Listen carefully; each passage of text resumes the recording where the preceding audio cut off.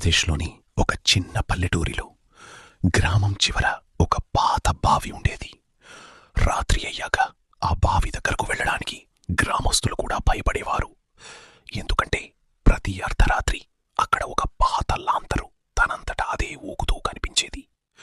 కాని ఆ బావి వెనుక ఇంకా భయంకరమైన ఒక నిజం దాగి ఉంది. త్వరగా వెళ్ళండి. ఆ గ్రామంలోని గ్రామస్తులు ప్రతి రాత్రి భయపడుతూ ఉండేవారు. ఒకరోజు సూర్య అనే యువకుడు ఆ గ్రామానికి వస్తాడు. అతన్ని చూసి ఊళ్ళో వాళ్లంతా ఎందుకో ఆశ్చర్యంతో, ఈ గ్రామ భయం ఇక ముగుస్తుంది. ఈ గ్రామంలో దాగి ఉన్న భయంకరమైన నిజమేమిటి?